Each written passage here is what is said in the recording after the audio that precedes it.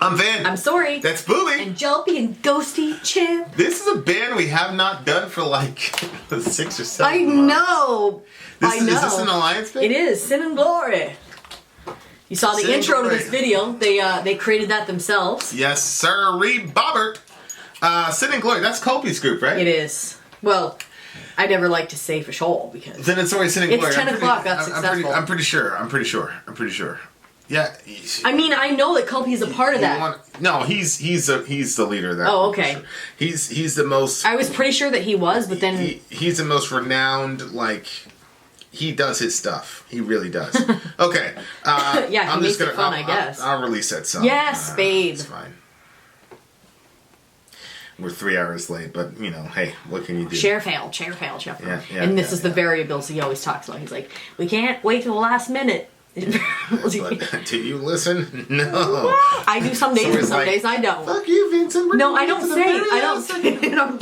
I don't say that. Yes, you do. We just got done reviewing this. No. We just got done reviewing this in the previous song. Stop. There's a Bible story where it talks about 2 sons, and the father comes to the 2 sons. He's like, listen, it's the day that we're going to harvest, and I need you both to show up. And one of them's basically like, F you, I'm not going to show up and do that. I'm not doing any such thing. And the other one's like, yes, father, I'm going to be there. Straight away, post haste. And he goes and gets his... He never shows up. So the one that basically was like, bleh, to his father shows up and does the work. And then the other one's like, yes, I'm going to do that. Absolutely. He never shows up. Mm-hmm. So in this situation, I'm the, yes, absolutely, Vin. I'm going to put that right up. Sure. Yeah.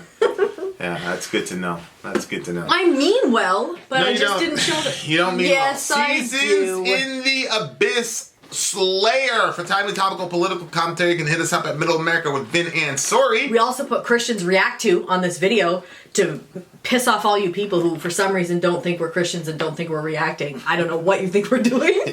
Yeah, clickbait is an actual it's an actual technical term in the YouTube community. It's talking about when you're falsely saying something like Justin Bieber gets a divorce, and then you put that in the title and it turns out that that's not true, but you just said it to get people over here. Or if Justin Bieber actually got a divorce, it would not be clickbait, but there you go. I didn't even know he was married. I clicked on this video that it was like basically like the most amazing snakes you've ever seen in your life. And one of them was like this iridescent blue. It was crazy looking. I'm like, I watched this 30-minute video just trying to see that one stupid snake. It never came up. I'm like, now that's clickbait. There was no such thing. Speaking of which there's no correlation whatsoever to this transition. We've got a friend of the village named Lo. Oh, that's so weird. I was literally just thinking. Has a baby named Juju. And she's so cute. She's so beautiful. And we have she's got a baby registry, which we're going to put here. And people have been doing great. Yeah, people have been helping her out and stuff. And our patrons. She didn't know that she was pregnant. She was like one of those anomalies. And all of a sudden, whoop, she was pregnant. She was having the baby. I said, when did you find out you were pregnant? She's like, when I was delivering. I was like, subhanallah. That's crazy. That's just unbelievable. I feel like that would be like an incredible amount of stress to transition your mind. To go from being like, you're just by yourself, hanging out, chilling, and... Yeah, but she's very, very happy. Yeah. So... Yeah. Baby's a bit colicky and stuff, so... Yeah, so there you go. Help Shout out to our patrons, patrons, by the way. We got a what do we get? Stroller? Is that it? Yeah. Among other things. Mm-hmm. So shout out to the patrons. Love you guys. And now we're listening to some good music. Come on. A little best community in the freaking world on YouTube. Seasons of the Abyss. Let's listen to Satan. Go!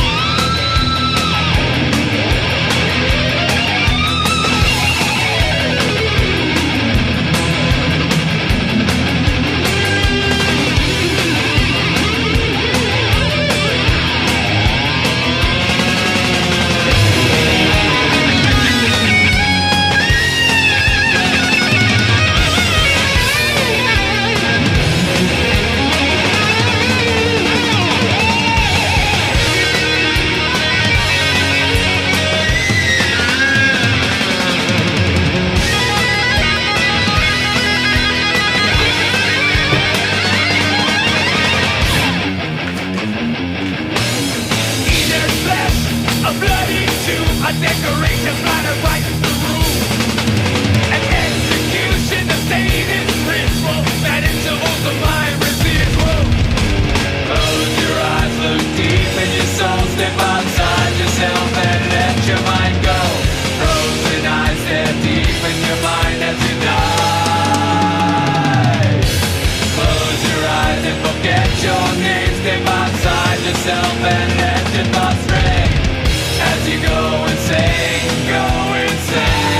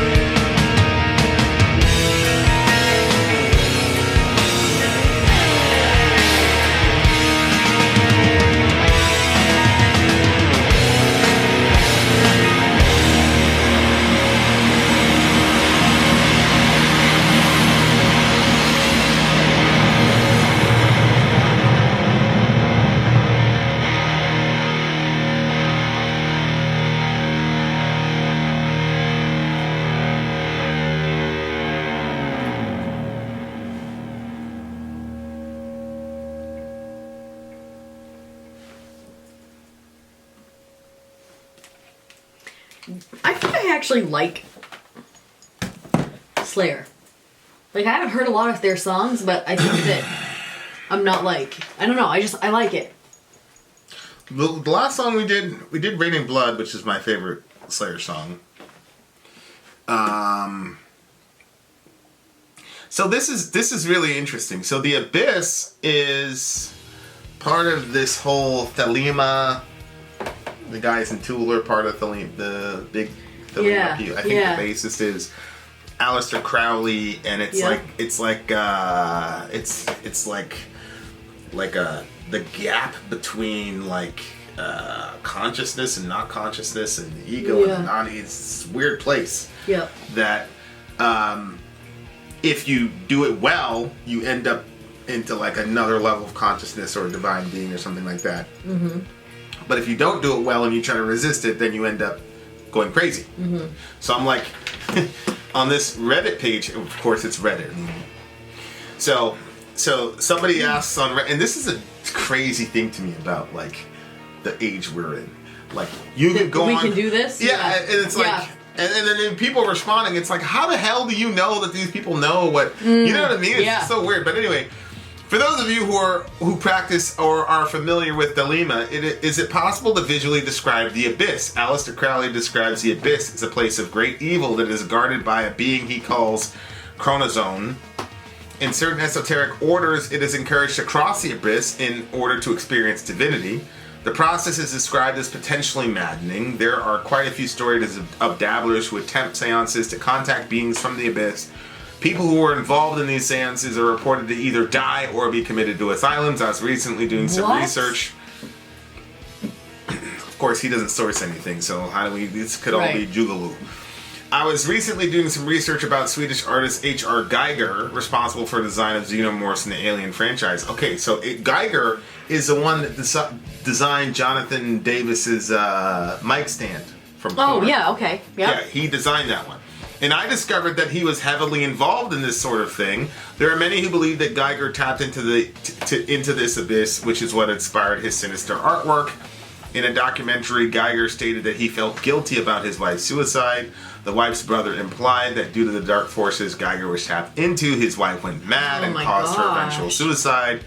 I want to hear what others think about this. Has anyone ever crossed the abyss? Can you describe what it's like? And then the top commenter said, the abyss is a chasm between our individual consciousness and the universal consciousness.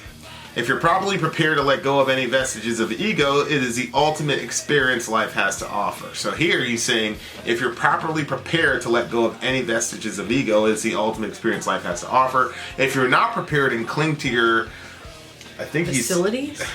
Fasticities. Oh. You're going to have a really bad time. Which, oh my gosh. Which, okay, right. But then here is the ThelemicKnights.org, which kind of sounds official. Yeah. One does not cross the abyss by destroying the ego. The ego is instrumental to the process of crossing.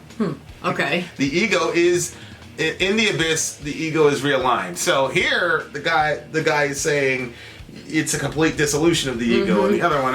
But then it's interesting because when you listen to guys talk about DMT, that's exactly what I thought of when you were reading it. right? When they hit the whatever, Yeah. like it's a complete dissolution of the ego. Yeah. And yada yada yada. And so it's like, well, what does he say? If you cling to your facticities, what is that? I have no idea what a facticity is. But it reminded me of when people like say that they're taking that I just forgot what it was called. What were you just talking about? DMT? DMT, yeah. And they say like when you're really trying to hold on and like be in control of it, it like makes it really bad. The quality or condition of being fact. That's what a facticity is. So if you hold on to everything that you know, I guess. I guess it's so that's essentially the same thing. You're supposed to just like, well, I don't think that the ego and facticity is not the same thing in my mind. No, I was saying facts exist outside of your ego.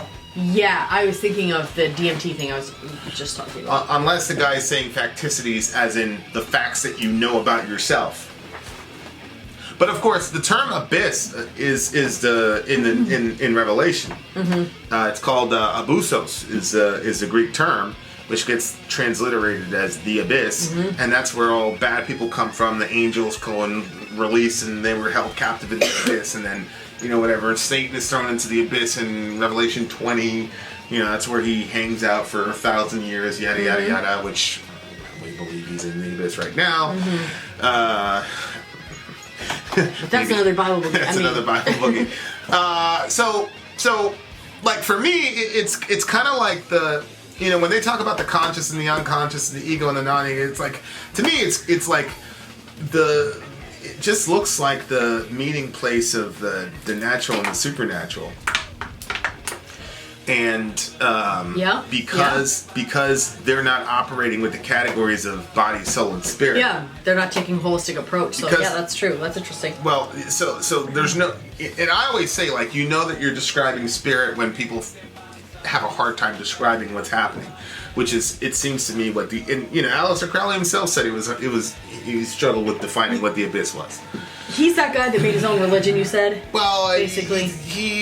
Remember I reviewed, I don't know why I did this, we were not feeling it, your tooth, and I had to review a song by myself, and I'm pretty sure it was on this character. Well, Crowley, wasn't it? Do you remember that? Crowley was really big in the metal scene.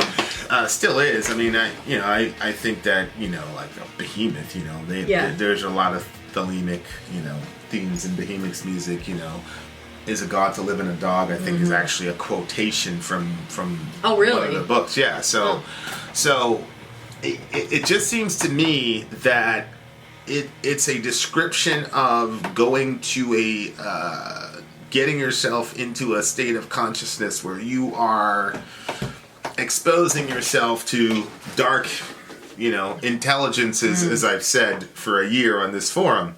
And, people can scoff at it all they want. But like I've said, we've seen people on the other side of that. We've been literally face to face with people on the other side of that, and it started because there was a gateway with this like sort of fascination with darkness and evil and opening yourself up to that and the things of that nature. Part of it too is the lies that the person would believe, thinking that it was going to bring them some sort of power. A lot of times, like when we talked about like anger and how anger makes you feel anger feels more powerful than being hurt, and so if you can be angry you feel more in control of the situation, but you're not, you're in less control.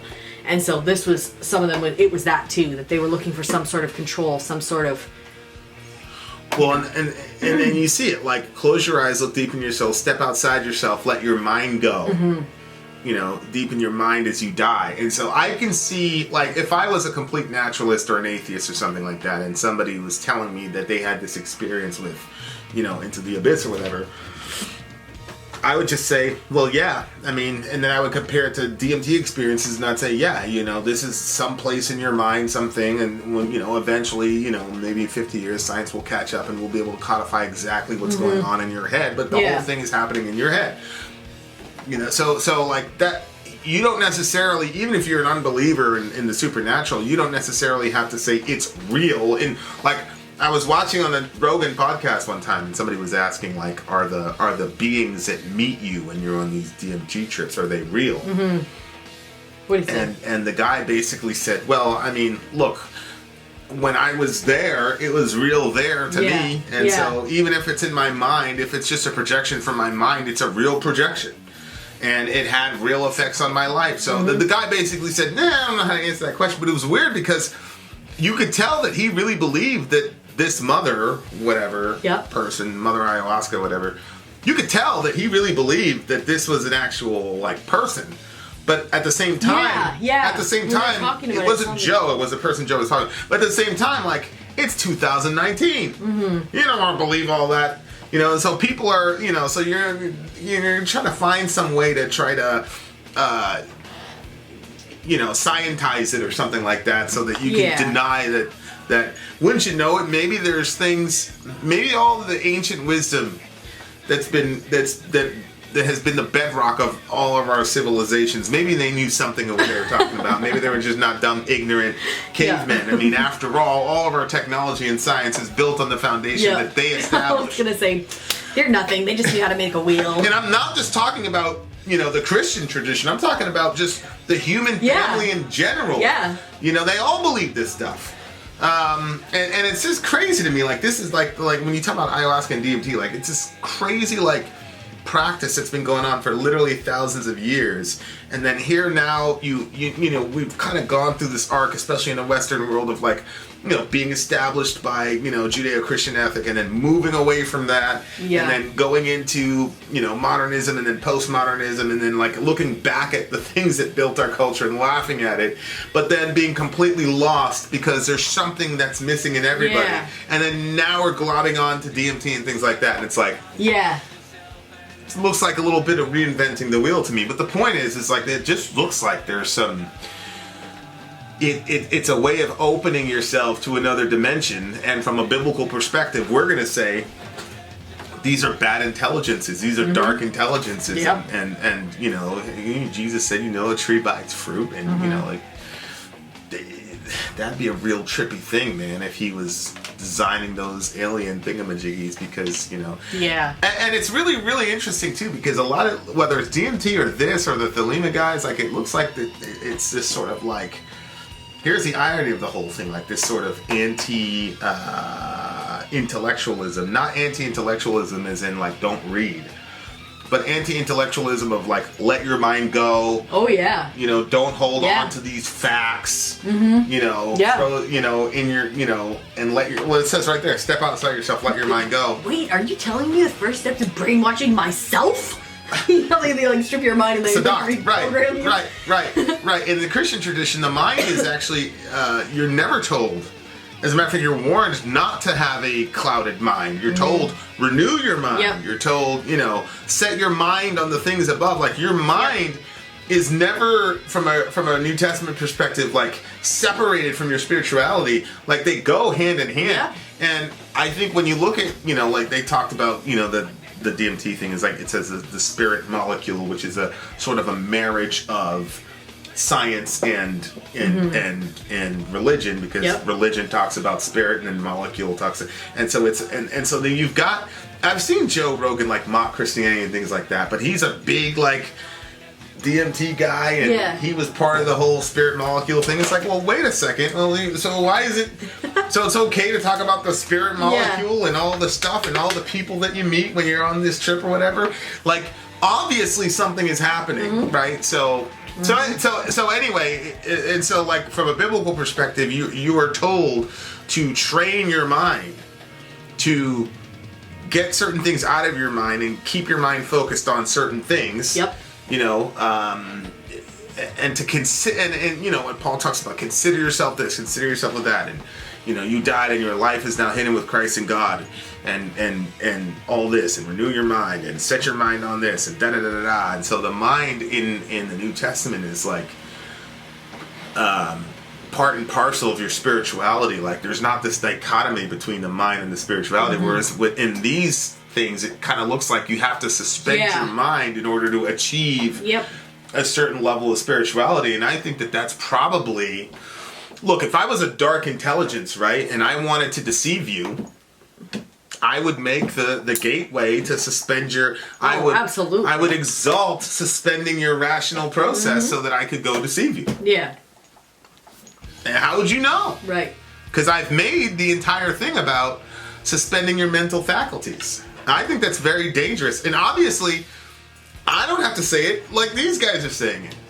Like, it's, you know, when it says seasons in the abyss, you know, like, it doesn't look like you're having a good time in there. And, like, yeah, either side, like, they're both kind of, like, warning What did you think this one? Frozen eyes stare deep in your mind as you die. Well, I just think, like, you're meeting people there. I mean, it says that, you know, like, you meet people in this, you know, in the abyss, you know. So, I don't know.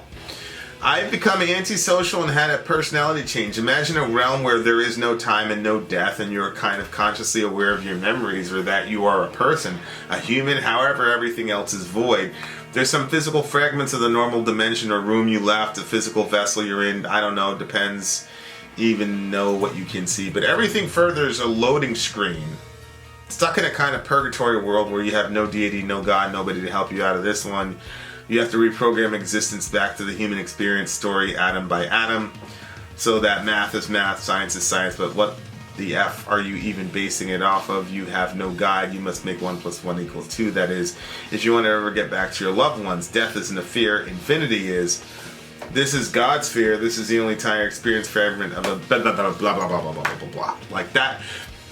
It's interesting because I've had experiences like that before and I don't talk about it, but I wasn't trying to. I wasn't trying to have them. Yeah. Yeah, you've kind of alluded to that. yeah, and that's, you know, it's just, no, I don't talk about them. But yeah, so that's very interesting stuff. So, I don't know, man. I don't know. Very, very interesting stuff. I just think that there's something about the human... I didn't understand this part either. Razor's edge, outlines of the dead, incisions in my head, anticipation, the stimulant. I don't know, maybe it's some sort of the ritual that you have to do to get to that point. Okay. Yeah.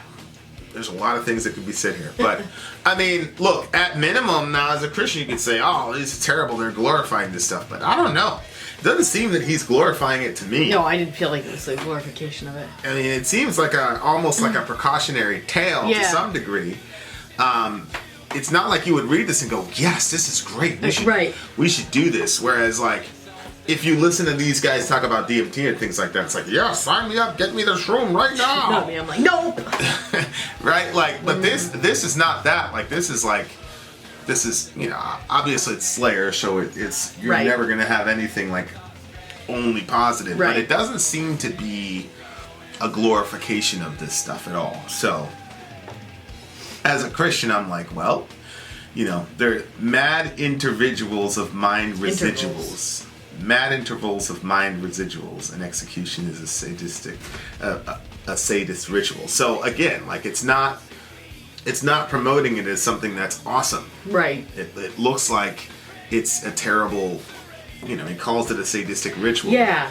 Yeah. And that you'll only have a residual left of your mind. Yeah. Like, that's not something where mad interval. A normal person would go, hey, let's do that. Right. You know what I mean? So I get, like, a lot of Christians were probably triggered by this in 1990, but at the same time, I don't think that a lot of Christians even at the time would even took the time to actually listen to what the guy is saying. I agree. And actually hear these people out or whatever. Especially after seeing that album cover. Well, yeah. I just think that they're, you know, I just think, you know, there's sort of like this dismissive attitude to anything that's not Christian. And, you know, what I would say is this stuff is real as however you want to define what reality is.